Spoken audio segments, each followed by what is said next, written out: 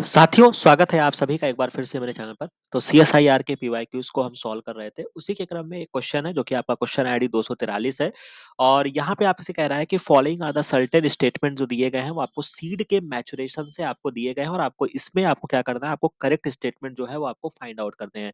हालाँकि इनिशियली अगर आप देखेंगे तो आप में बहुत सारे ऐसे चीज़ें इस स्टेटमेंट्स में दिए गए हैं तो शायद आप सीड मैच्योरेशन या आपको लगेगा कि शायद इसके लिए मुझे बॉटनी ओरिएंटेड होना पड़ेगा। बट अगर आपने बेसिक बायोलॉजी जब आप पढ़ते हैं तो वहाँ पे आपने प्लांट हार्मोन तो आप पढ़ के ही जाते हैं अगर आप सीएसआईआर क्रैक करना चाहते हैं। और मेरे भी चैनल पे मैंने एब्सिसिक एसिड और जिब्रेलिन जो है वो मैंने कवर करके रखा हुआ है। तो बस आपको वो चीज़ों को यहाँ पे अप्लाई करना है और यहाँ पे एक स्टेटमेंट में दे रहा है कि एबीए और gibberellin both promote seed dormancy. हालाँकि सीड डोरमेंसी जो होती है ये टेक्निकली देखा जाए तो अच्छी चीज़ नहीं है। तो अगर आपने प्लांट हार्मोन्स का अगर आप क्लासिफिकेशन पढ़ते हैं तो आपके पास 2 तरीके के प्लांट ग्रोथ हार्मोन्स होते हैं। एक आपके पॉजिटिव रेगुलेटर होते हैं और एक आपके नेगेटिव होते हैं। या अगर आप इसको और तरीके से समझना चाहो तो एक आपके ग्रोथ को प्रमोट करते हैं और एक जो होते हैं वो किसी चीज़ को इन्हिबिट करते हैं। तो प्रमोट करने वाले में आपका जो पॉजिटिव हार्मोन है वो आपका ऑक्सिन है, जिब्रेलिन है और आपका साइटोकाइनिन होता है, राइट? इसी तरीके से अगर आप आगे बढ़ते हैं जो कि आपका नेगेटिव हार्मोन्स में जो है वो आपका एब्सिसिक एसिड होता है और एक आपका जो दूसरा हार्मोन है वो आपका एथाइलिन होता है जिसको हम नेगेटिव मानते हैं।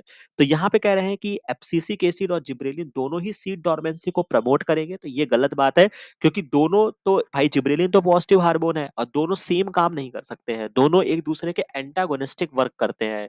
तो यानी कि डी ऑप्शन जो होगा वो मेरा गलत होगा और मुझे यहाँ पे करेक्ट स्टेटमेंट मुझे फाइंड आउट करना है। तो यानी कि डी ऑप्शंस को मैं हटा दूं तो डी मुझे यहाँ दिख रहा है, यहाँ दिख रहा है। अब 2 ऑप्शंस मेरे पास बच रहे हैं, ए और सी दोनों में रखा हुआ है, बस मुझे ये देखना है कि यार मुझे बी को सेलेक्ट करना है कि नहीं करना है। तो अब यहाँ पे थोड़ा-सा अगर आप यहाँ पे और अच्छा बायोलॉजी पढ़ के जाएँगे, तो यहाँ पे जो बाकी स्टेटमेंट्स हैं, उसमें लार्ज नंबर ऑफ चैप्रियॉन्स यानी कि जो आपके प्रोटीन फोल्डिंग में असिस्ट करते हैं, जो कि आपके लेट एम्ब्रियो एबंडेंट प्रोटीन्स होती हैं, बहुत इंपॉर्टेंट रोल प्ले करती हैं in the desiccation process of the seed. ठीक है? तो सीड के मैच्योरेशन कह लो या उनके डेसिकेशन रूल्स कह लो, उन सब में यहाँ पे कुछ आपके प्रोटीन्स जो होते हैं, चैपरॉन्स प्रोटीन्स होते हैं, वो भी बहुत इंपॉर्टेंट रोल प्ले करते हैं। तो ओवरऑल यहाँ पे आपके रिमेनिंग तीनों ही स्टेटमेंट जो होंगे वो आपके सही होंगे। तो ए, बी, सी जो होगा वो इस क्वेश्चन का राइट आंसर बनेगा। तो क्वेश्चन आईडी आपकी 243 है और राइट आंसर आपका बनेगा 972। ठीक है? बाकी हाँ, ये क्वेश्चन में हो सकता है कि आप ए और सी ही सेलेक्ट कर लें अगर आप बी नहीं जानते हैं। बट फिर भी किस तरीके से इस क्वेश्चंस को हम अप्रोच कर सकते थे वो मैंने बताया और बाकी चैपरॉन्स आप कहीं पर भी पढ़ेंगे तो हमेशा सैप्रॉन्स जो होते हैं वो आपके पॉजिटिव रोल प्ले करते हैं। तो आप उस इंटेंट के साथ भी जा सकते हैं। बट ठीक है, नहीं जानते थे तो आज से इस पर्टिकुलर चीज को हम क्या करेंगे, याद रखेंगे। अब थोड़ा-सा आगे बढ़ लें। एक और क्वेश्चन है जो कि आपके प्रोटीन ट्रैफिकिंग से है। यहाँ से भी क्वेश्चंस बहुत पूछे जाते हैं जब आपका प्रोटीन का ट्रांसफर कैसे होता है।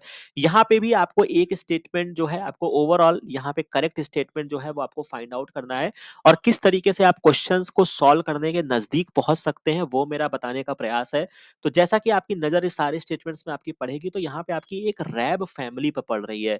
और आपको पता होगा कि बहुत सारे जीटीपीएस के बारे में मैंने आपको बताया था जिसमें आपको रैस प्रोटीन बताया था, रो था, रैन था और एक आपका रैब था। रैन में हमने पहले चर्चा कर लिया है, स्पेलिंग में एन आता है तो ये आपके न्यूक्लियस में जब प्रोटीन का इंपोर्ट कराना होता है ये वहां पे इंपॉर्टेंट प्ले करता है।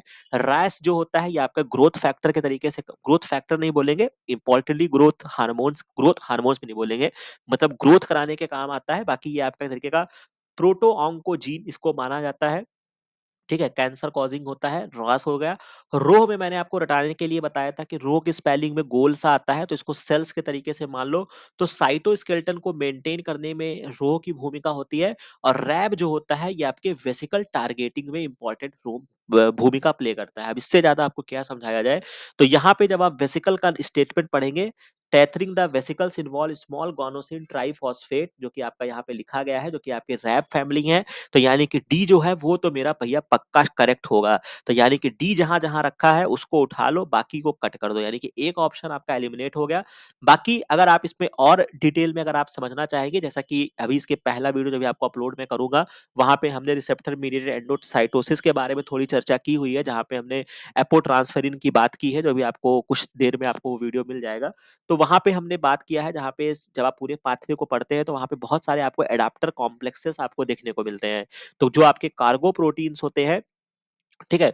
Cargo proteins occurs sorry cargo selections occur when coat protein bind करते हैं सॉर्टिंग सिग्नल से डायरेक्टली या इनडायरेक्टली वाया एडाप्टर कॉम्प्लेक्स। तो ये भी आपका ट्रू स्टेटमेंट है और प्रोटीन का जो एक्सपोर्ट होता है फ्रॉम द एंडोप्लाज्मिक रेटिकुलम, ये भी आपका कॉप सेकंड कोटेड वेसिकल्स होते हैं। थोड़ा-सा आपको इसके लिए ट्रैफिकिंग पढ़नी पड़ेगी, बट स्टिल फिर भी आप इस अप्रोच से यहाँ पे क्वेश्चन सॉल्व कर सकते थे। बाकी कोई भी आपकी कोट प्रोटीन, जैसे यहाँ पे सी स्टेटमेंट बोल रहे हैं कि identical coat protein is used in the exocytic pathway या एंडोसेटिक पाथवे। तो किसी भी मतलब दो डिफरेंट पाथवे में क्या आइडेंटिकल कोट प्रोटीन यूज की जाती है? गलत। एक्सोसेटिक के लिए अलग होती है, एंडोसेटिक के लिए अलग होती है।